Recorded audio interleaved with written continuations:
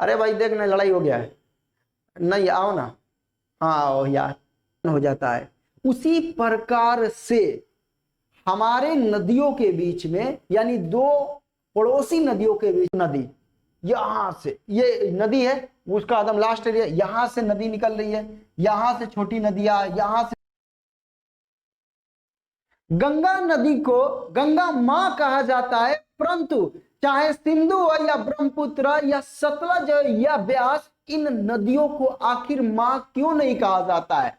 Hello my champions, अड्डा 24/7 SSC दरबार में आपका दिल खोल के स्वागत है। मैं आपका एसएससी मेंटर एमडी सर। शुरुआत करते हैं एक नया टॉपिक, अपवाह तंत्र। चलिए बच्चों शुरुआत करते हैं अपवाह तंत्र। जैसे कि आप एक बढ़िया होटल में जब जाते हैं ना, तो आपको एक हेते जगह चाट देता है और उस पर लिखा रहता है भाई लस्सी कितनी की है, मशरूम कितने का है, पनीर कितने का है, चाट कितनी, ये सारी की सारी बातों को लिखा रहता है। उसी प्रकार से बाबू की एक चैप्टर को समझने के लिए सबसे पहले आपको एक मैं मेनू प्लेट बना देना चाहिए, यानी क्या क्या पढ़ेंगे, क्या क्या समझेंगे, ताकि उन चीजों को रिकवर और अच्छे तरीके से जाना जा सके। तो मैं आपके लिए एक छोटा सा पॉइंट बना देता हूं, ताकि आप क्या क्या इस चैप्टर में हम लोग पढ़ने वाले हैं तो आप लोगों को याद रहे।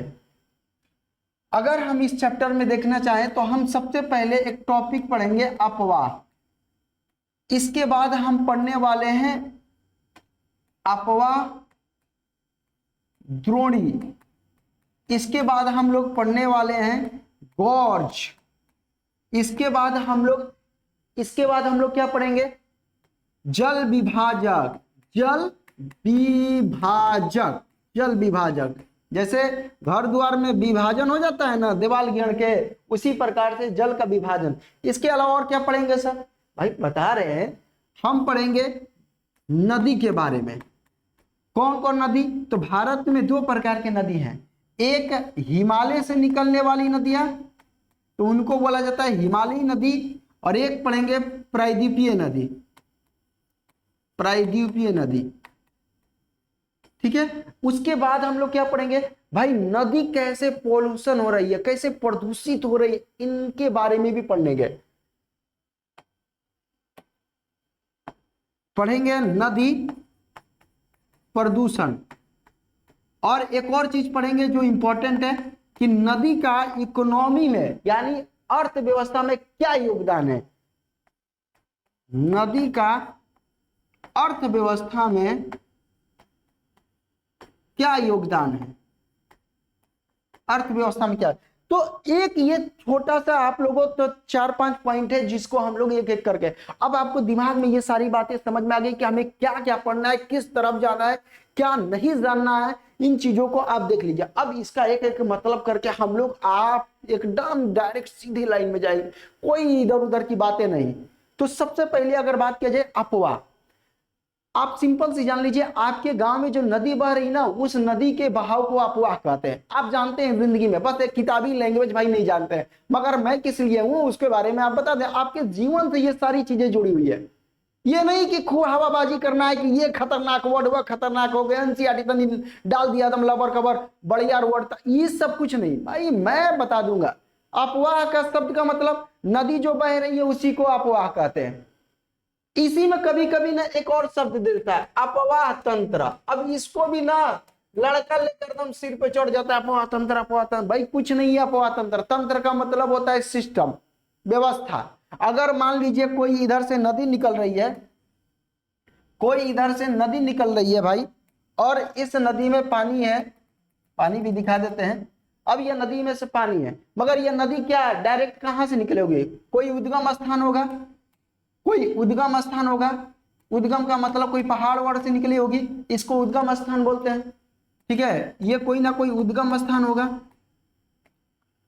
अब यह नदी उद्गम स्थान से निकली, अब कहीं पर यह जब जाएगी तो कई प्रकार के इसके अगल बगल आके नदियां भी मिलेगी, कई प्रकार के छोटी छोटी जल धाराएं आकर मिलेगी, समझ में ही बात है। आगे जाकर कई प्रकार के यह स्थलाकृति भी बनाती है।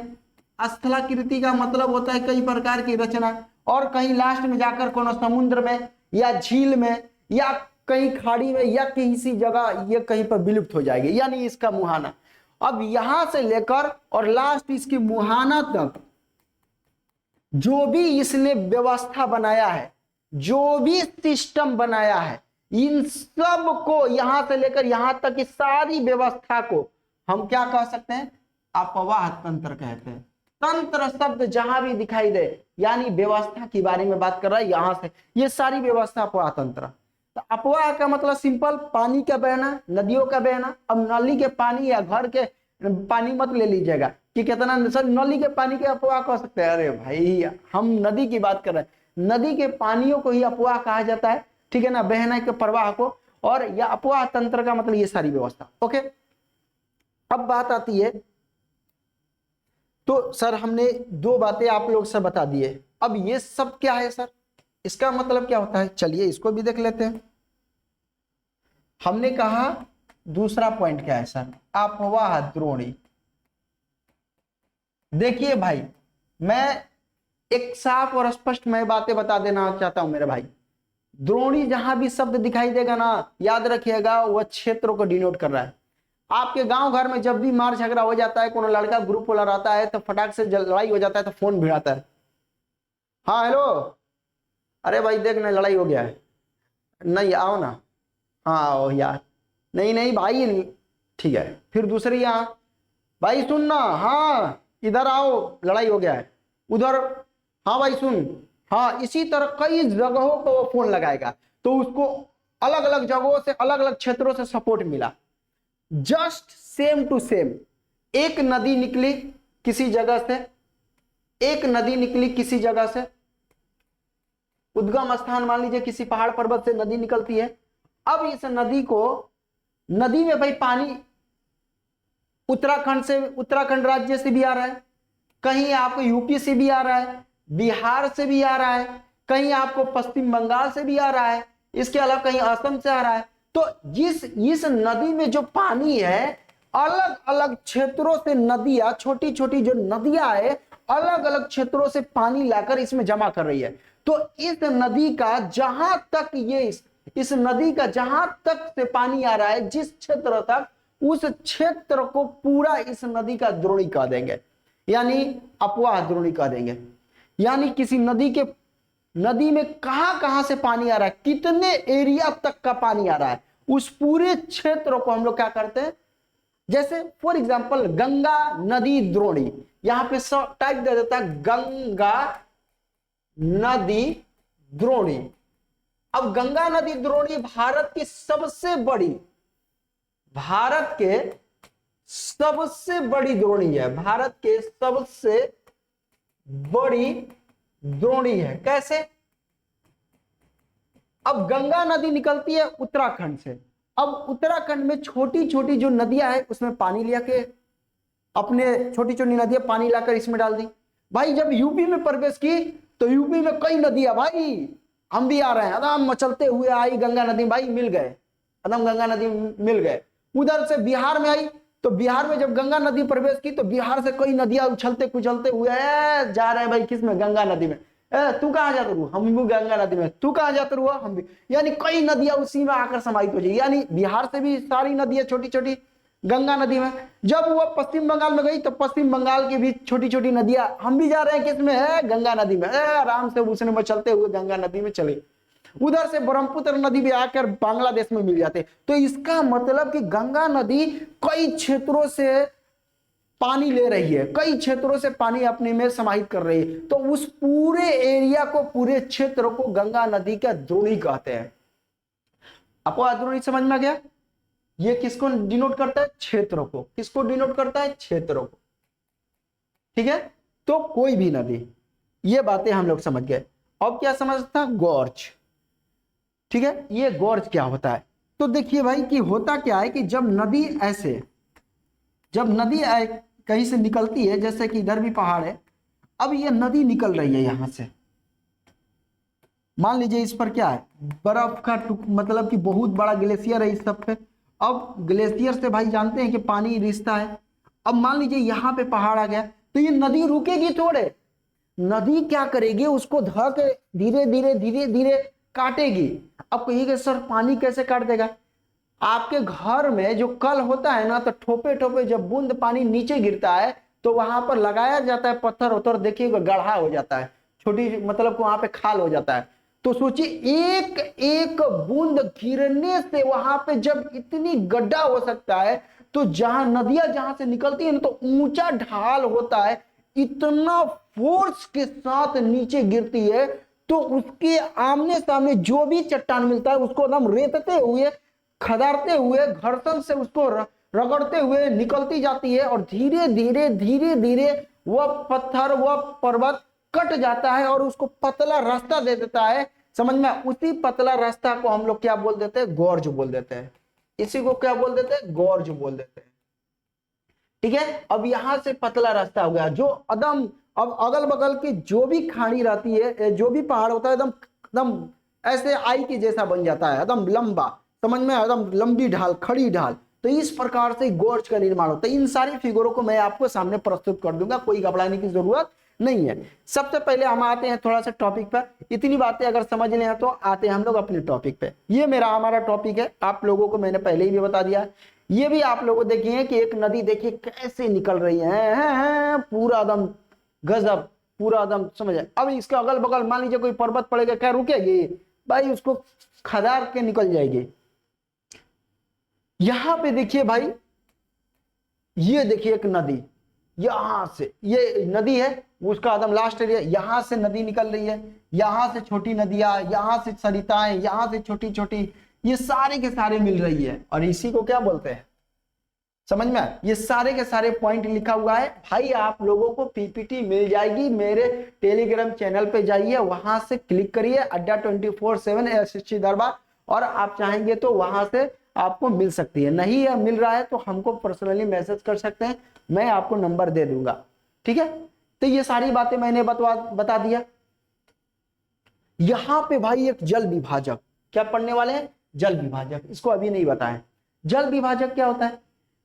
जब घर में दो भाई जब अलग होते हैं तो बीच में गिना जाता है दीवार, तो उसको बोलते हैं घर का बंटवारा, विभाजन हो जाता है। उसी प्रकार से हमारे नदियों के बीच में, यानी दो पड़ोसी नदियों के बीच में कोई ऊंचा स्थान हो। अब वह ऊंचा स्थान ऊंची भूमि के रूप में हो सकता है, ऊंचा पहाड़ के रूप में हो सकता है, पठार के रूप में हो सकता है, पर्वत के रूप में हो सकता है। अब इस प्रकार से जो भी ऊंची भूमि होती है उसको हम लोग जल विभाजक कहते हैं। जल विभाजक 9वें में आंसर छुपल है। जल विभाजक यानी जल का मतलब नदी, नदियों को विभाजित करने वाली ऊंची भूमि को जल विभाजक कहते हैं। लिख दे? अच्छा चलिए लिख देते हैं, इसमें क्या है, लिख देते हैं। मैंने क्या कहा भाई? घर में आप लोगों का बंटवारा कभी हो जाता है तो विभाजन कैसे होता है? उसी प्रकार से नदियों में दो पड़ोसी नदियों को आपस में बांटने वाली ऊंची भूमि, ठीक है, ऊंची भूमि जल विभाजक कहलाती है। क्या कहलाती है? ऊंची भूमि जल विभाजक कहलाती है। अब ये ऊंची भूमि के रूप में भाई पठार भी हो सकता है, ठीक है, पर्वत भी हो सकता है, पहाड़ भी हो सकता है, ये सारे हो सकते हैं। अब ये नहीं कि खाली पहाड़े होगा, नहीं, ऊंचा भूमि भी हो सकता है। अरे भाई देखते ना होंगे कि मान लीजिए खेत में जो मेड़ होता है, जिसको आरी बोलते हैं, मेड़ होता है, तो अब दो खेतों के बीच में मेड़ हो गया, और मेड़ क्या करता है? इधर का पानी इधर रहने देता है, उधर का पानी उधर रहने देता है। कभी कभी आपको पानी को ले जाना है एक खेत से दूसरे खेत, तो बिछवा के इधर का औरिया काट देता है, अब पानी जाने लगता है। और नहीं पानी लेके जाता है तो माटी ले आएगा, रख देगा, मुदा जाएगा। तो वह जल विभाजक का एक तरह से काम करते हुए आ रही। उसी प्रकार से अगर जल विभाजक की बात किया जाए, इसका फोटो देखना चाहें तो जल विभाजक का मैं फोटो दिखा देता हूं। यहां पे देखिए कि ये नदी है। अब यहां से एक ऐसे और यहां से एक जा रही है और ये नदी है। ओके, यहां से भी नदी। अब ये जो पहाड़ है दोनों के बीच में है। अब इधर का पानी इधर नहीं जा सकता, इधर का पानी इधर। अगर इसको खखोर के हटा देते हैं, जैसे भी लिया खखोर दिया था, तो अब ये पानी क्या हो जाएगा, ये आगे जाकर मिल जाएगी दोनों। तो जल विभाजक क्या करता है, दोनों जलों को अलग अलग बांटने का काम करता है। इस प्रकार से इसको जल विभाजक कहते हैं। कोई डाउट नहीं, बहुत बढ़िया। चलिए अब आते हैं हम लोग। अब ये देखिए, दो अपवाह द्रोणियों को अलग करने वाली होती है। पर्वत या ऊंचे इलाके बेहतरीन जल विभाजक का कार्य करते हैं। यह वर्षा के जल को दो अलग दिशाओं में भी बांटता है। अंबाला जो एक शहर है, सिंधु और गंगा तंत्र के बीच एक जल विभाजक का बहुत ही बढ़िया पॉइंट है बाबू, नोट कर लीजिए कि अंबाला किन दो नदियों के बीच में जल विभाजक का कार्य करता है। तो याद रखिएगा, गंगा और सिंधु नदी तंत्र के बीच अंबाला शहर जल विभाजक का कार्य करता है। नोट कर लीजिए फटाक से। तो हम लोगों ने ये सारे पॉइंट देख लिए। अब आते हैं आगे। अब भाई ये तो बेसिक चीजें खत्म हो गई। मैंने आपको इन सारे पॉइंट बता दिए कि अपवाह क्या, अपवाह तंत्र क्या है, जल विभाजक क्या है, गोर्ज क्या है। मैंने इन सारी चीजों को फोटो भी दिखा दिया, सारी चीजों को। अब हमारा मेन टॉपिक चालू होता है जो बहुत ही लाजवाब और खतरनाक है। अगर यहां से आप लोग नहीं समझे, बड़ी मार मरेंगे। चलिए मारेंगे नहीं, बहुत बढ़िया है, आप लोग दिल के करीब है। देखिए, हमारे देश में नदियां दो प्रकार से उद्गम स्थान के आधार पर, उनके भौतिक स्वरूप के आधार पर दो वर्गों में रखा गया है। थोड़ी सी बातें अपने स्तर पे मैं बताना चाहता हूं, ताकि बेसिक चीजें जब बच्चों का कंप्लीट होता है ना बाबू, तो बहुत ही बच्चे क्या करते हैं, मजे से समझते हैं। और मैं अपने जीवन का यही लक्ष्य रखा हूं कि एक एक मेरे स्टूडेंट अच्छे तरीके से समझे। जैसे कि मैं भारत का एक रफली चित्र बना रहा हूं,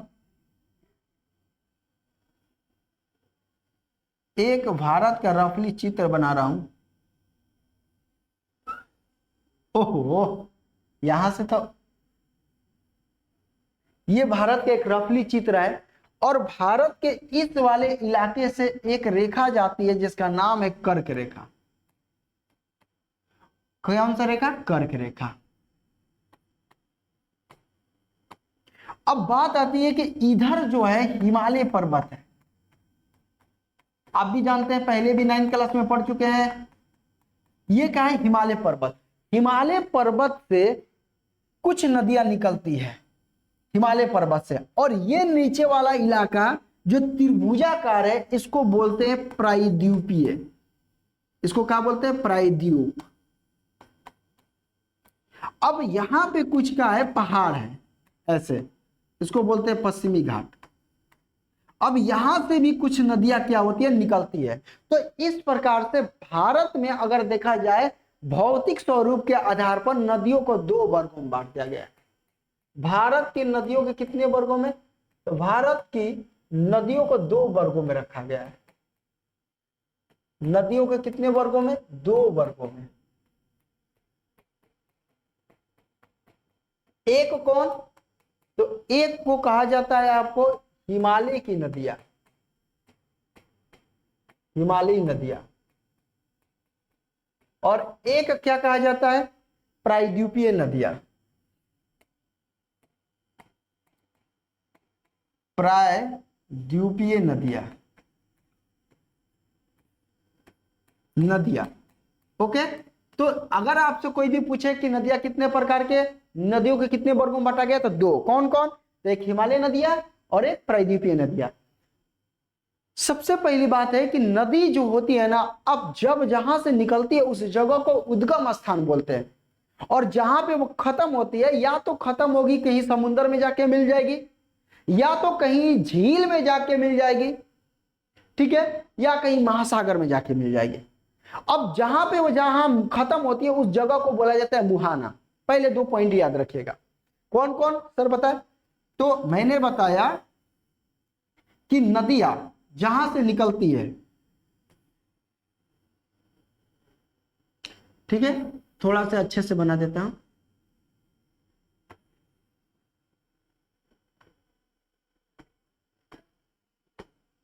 थोड़ा सा अच्छे से बना देता हूं ताकि बातों को समझ सके। अब मान लीजिए कि नदियां यहां से निकल रही है इस पर्वत से, ठीक है। अब इस जगह से जब निकल रही है तो इस जगह को बोला जाता है, यहाँ पे ग्लेशियर जमा हुआ है, हम हिमालय को लेकर बना रहे हैं, सोचिए कि ये हिमालय ही है। अब मान लीजिए इसमें भाई पानी है, ये हो गया पानी, जल्दी जल्दी बना दिया ना। देखिए अब बात आती है कि बाबू यहां से जब नदियां निकलती है तो इस जगह को क्या बोलते हैं, उद्गम स्थान, जहां से भी, ओके। और जहां पे खत्म होती है उसको बोलते हैं कौन सी, मुहाना। यहां से जब नदियां निकलती है तो इस अवस्था को जब निकलती है तो उस जगह उस अवस्था को बोला जाता है युवा अवस्था। और जब ये मैदानी भागों में चली जाती है, कहां पर, मैदानी भागों में, मैदानी भाग का मतलब होता है जो प्लेन एरिया हो, समझ में है, जैसे हम लोग का खेत होता है सब मैदानी भाग है, उबड़ खाबड़ ऊंचा नीचा है ना, एकदम प्लेन है, मैदानी भाग है। तो ये मैदानी भाग में यह नदी जो होती है कैसी बन जाती है, विसर्प। विसर्प का मतलब सांप देखे हैं, सांप कैसे चलता है, टेढ़ मेढ़, वैसे ही यह नदी क्या होती है, मैदानी भागों में विसर्प बनने लगती है। विसर्प का मतलब सांप जैसा आकृति बना लेती है। आगे जब बनती है तो इस मैदानी भाग में कई प्रकार की वह झील का निर्माण करती है। जैसे यहां से कट गया तो यहां से एक झील बन जाएगा जिसको कहेंगे गोखुर झील। क्या कहेंगे, गोखुर झील। गाय के खुर देखे हैं ना, उस गैया के खुर देखिएगा ना तो उसी के जैसा ना चाप जैसा क्या बन जाता है, यहाँ पे झील बन जाता है, उसको कहा जाता है गोखुर झील। और जब लास्ट में आइएगा, जब बाबू लास्ट में आइएगा तो यहाँ पर ना त्रिभुजाकार, यहाँ पे त्रिभुजाकार आकृति के मुहाना पर एक जमीन का निर्माण होता है जो पाकी जैसा रहता है, दलदलीय रहता है। इस वाले इलाके को कहा जाता है डेल्टा। क्या कहा जाता है, डेल्टा।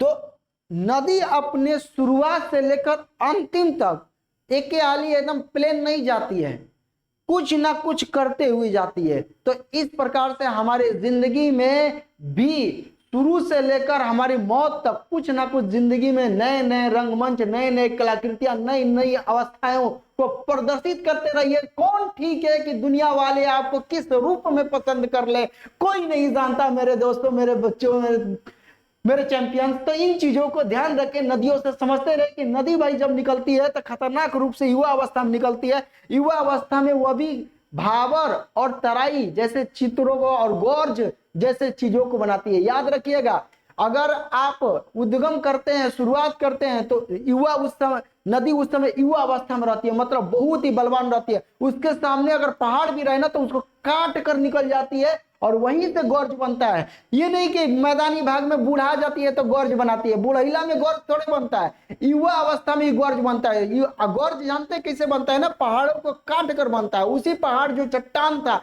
अपने आप बलशाली और मजबूती को दिखा रहा था, मगर उसको निरंतर काट दी किसने, नदी, जब अपनी युवा अवस्था में। उसी प्रकार से आप भी युवा अवस्था में दम लगा दीजिए अपने जिंदगी को दिखाने के लिए।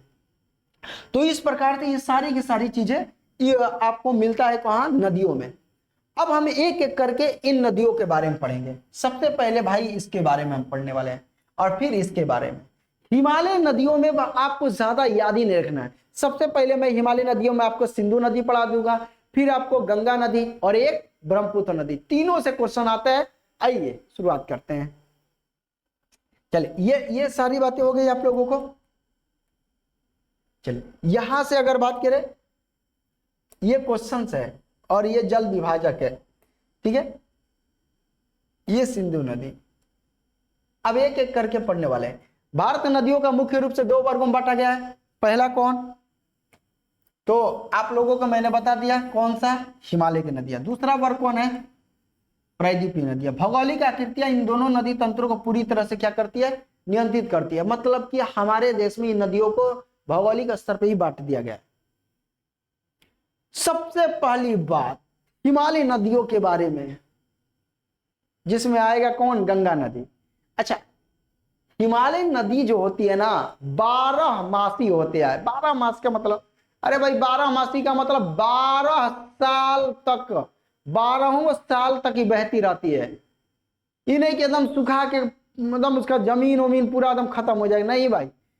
जितने भी हिमालय की नदियां है वह 12 महीने उसमें पानी देखने को मिलेगा, क्योंकि वह जो जहां से निकलती है हिमालय से, तो हिमालय में बड़े बड़े, देखिए हिमालय में क्या होते हैं, बड़े बड़े ग्लेशियर रहते हैं। ग्लेशियर क्या है, आप अपने गांव जैसा बड़ा सा एरिया बर्फ मान लीजिए, बड़का बड़का बर्फ, बड़ी बड़ी बर्फों का चट्टान। अब इन चट्टानों से, बर्फों से धीरे धीरे पानी रिसेगा और ये पानी रिस कर नदी बन जाता है। और इसी तरह सालों भर ये पानी क्या होता है, रिस रिस कर नदी में जाता रहता है। तो बताइए, नदी वो सूखेगी, पानी भले कम हो जाएगा मगर पानी तो रहेगा ना। तो इसीलिए ये नदी कैसी होती है, हिमालय से नदियां निकलने वाले 12मासी, कैसी 12मासी। ओके, और क्या बात है इसमें, तो एक पॉइंट आप याद रख लिए, कैसी नदियां होती है, 12मासी होती है, यानी साल भर इसमें पानी रहता है। इन्हें वर्षा और पिघलने हुए हिम नदों दोनों से जल मिलता है। अब बरसात के दिन आएगा तो चाप के बुनी पर गई, अब उस नदी में हपच के पानी हो गया। अब जब हपच के पानी हो गया तो नदी का जो खाल है, मतलब कि पहले खाल बटा पहलू से पानी उसमें पिघल रहा था हिमनद से, यहां से तो बरसात के पानी भी हपच के आ गया, तो क्या हो गया, अगल बगल में फैल जाता है पानी, जिसको बाढ़ कहते हैं। बाढ़ आ गया, बाढ़ आ गया चिल्लाने लगते हैं। यही कारण है कि बरसात में ज्यादा पानी हो जाती है। वो बर्फ का पानी भी पिघल कर आ रहा है और एक वर्षा के पानी भी, जिसकी वजह से पानी जब ज्यादा हो जाता है तो पानी अगल बगल छितराने लगता है, जिसको हम लोग बाढ़ कहते हैं। ओके, अब बात आती है पर्वतों से लेकर समुद्र तक इनकी यात्रा बहुत लंबी होती है। अब जो भी हिमालय से निकलने वाली नदियां है बहुत लंबी लंबी होती है। जैसे गंगा नदी का लंबाई देखिएगा 2500 किलोमीटर, सिंधु नदी के देखिएगा तो 2900 किलोमीटर, और ब्रह्मपुत्र के भी 2900 किलोमीटर। इतनी लंबी लंबी नदियां होती है। कौन, हिमालय नदियां। तो अगर आपसे कोई क्वेश्चन पूछे कि कौन सा ऐसा नदी है जो सालों भर जिसमें पानी रहता है, तो आप जवाब दीजिएगा क्या, हिमालय नदियां।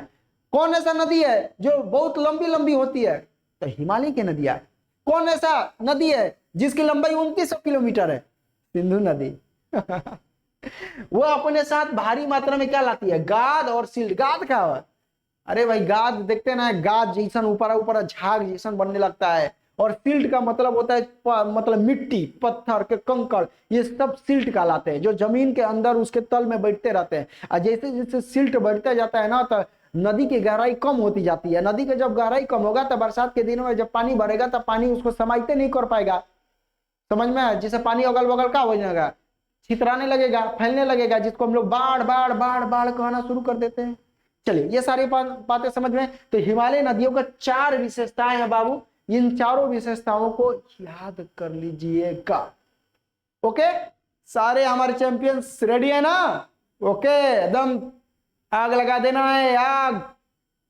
चलिए, सबसे पहला नदी हिमालय नदियों में, हिमालय नदियों की अगर बात कर रहे हैं तो सबसे पहला नदी आता है सिंधु नदी। मैं बता देना चाहता हूं, सिंधु नदी जो निकलती है वो मानसरोवर झील, तिब्बत में एक जगह है जहां पर एक झील है, मानसरोवर झील। वहां उसका पानी चेमडेंग ग्लेशियर से आता है, चेमाडेंग ग्लेशियर भी कहते हैं। और उस झील से यह नदी निकलती है, ये लद्दाख में प्रवेश करेगी तो वहां पे एक गोर्ज का निर्माण करती है। और गोर्ज क्या होता है, पत्थर को जो काटकर एगो खाल बना देगी और उसी पतला खाल होकर और उसी पतला रास्ता में से बहेगी, तो उस जगह को गोर्ज बोलते हैं। समझ में, उसको क्या बोलते हैं, गोर्ज बोलते हैं। अब जैसे यही पत्थर है, अब इसको ये सटा था पहले, मगर यहां से जब नदी निकली तो इसको काट दी और काट काट कर अपना रास्ता बना ली, तो इसको हम लोग गोर्ज बोलते हैं। आगे भी गोर्ज का चित्र है, मैं दिखाऊंगा, समझ में। तो युवा अवस्था में ये सब होती है। अब यह जब गोर्ज का निर्माण करेगी तो लद्दाख में प्रवेश करेगी, और ये इसकी कई सहायक नदियां आएगी। कौन कौन, तो इसकी कई सहायक नदियां है, जास्कर है, नुब्रा है, स्वेक है, समझ में आया। अब इन सारी नदियों को याद कैसे रखेंगे, तो याद रखिएगा, जानू, सुंदर, हाउ। अब जा से मतलब जास्कर, याद रखने का तरीका, जास्कर भाई। सुंदर हाउ, नू का मतलब नुब्रा, नू का मतलब नुब्रा, अब सु का मतलब स्वेक, सु का मतलब स्वेक, सु का मतलब क्या हो जाएगा, स्वेक, ठीक है। अब ह का मतलब क्या हो जाएगा, हुंजा, ह का मतलब हुंजा। तो ये सारी नदियां याद रखिएगा किसकी सहायक है, सिंधु नदी का। जानू हो सुंदर हो, तो जासे जाकर नसे नुब्रा ससे स्वेक हसे हुंजा, तो ये सारी की सारी नदियां किसकी सहायक है। अब बात आती है कि जब सिंधु नदी जब आगे जाती है तो इसके और कई नदियां आकर मिलने लगती है, जैसे झेलम है, चिनाब है, सतलज है, ब्यास है, और ये सारे चारों पांच नदी एक जगह मिलती है, पाकिस्तान का एक जगह है मिठानकोट, और उसी मिठानकोट में जाकर यह क्या होती है, मर्ज हो जाते हैं। तो यहां से क्वेश्चन पूछेगा कि बताइए कि कौन ऐसा जगह है जहां पे पंच नदों का मिलन होता है, यानी सिंधु, सतलज, ब्यास, रावी, झेलम, इन चिनाब, इन सभी नदियों का कहां मिलन होता है, तो पाकिस्तान के मिठानकोट जगह पर। कहां पर, तो पाकिस्तान के किस जगह पर, मिठानकोट, मिठानकोट में क्या होता है, अथु होता है, मिलन होता है। याद रखिएगा ये पश्चिम ओर बहकर अंततः अरब सागर में गिरती है। क्वेश्चन पूछेगा कि कहां गिरती है, अरब सागर में। यह विश्व के सबसे लंबी और महत्वपूर्ण नदी है, यह विश्व के सबसे महत्वपूर्ण और लंबी नदी है। अगर मैं यहां पे एक बात करना चाहता हूं, दिखाई दे रहा होगा सभी, नहीं दिखाई दे रहा है, नहीं दिखाई दे रहा तो कोई बात नहीं। अरे ये तो और ना दिखाई देगा। चलिए अब बात आता है कि सिंधु नदी, थोड़ा सा पॉइंट बना के लिख लेंगे, हम खुद से लिखवा देते हैं ताकि आप लोगों को कोई दिक्कत ना हो, ठीक है। नहीं दिखाई दे रहा है स्टूडेंट, मैं कमेंट करेंगे सर नहीं दिखाई दे रहा, अच्छा कोई बात नहीं। यहां पे देखिए तो सिंधु नदी दिखाई दे रहा, चलिए ठीक है। सिंधु नदी कहां से निकलती है, सबसे पहले इसका उद्गम कहां पर है, उद्गम स्थान तो मैंने बताया मानसरोवर झील, मानसरोवर झील। फिर आपसे अगर पूछेगा इसका मुहाना कहां पर है, मतलब कहां पे गिरती है, तो अरब सागर, कहां पर, अरब सागर। फिर अगर पूछेगा लंबाई कितनी है इसकी, तो 2900 किलोमीटर, कितनी, 2900 किलोमीटर। इसकी सहायक नदी कौन कौन है, इसकी सहायक नदी कौन कौन सी है, तो सहायक नदी याद करने के मैंने ऊपर भी बताया कौन कौन सी है, तो भाई जास्कर है, स्वेक है, नुब्रा है, कौन है, नुब्रा,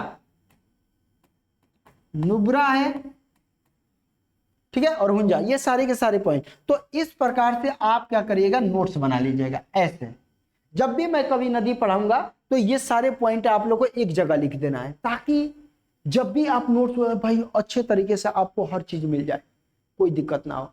ओके, तो सारे स्टूडेंट को बातें समझ में चाहिए। ओके, थैंक यू, फिर मिलेंगे नेक्स्ट वीडियो में, तब तक इतना ही। जय हिंद, जय भारत।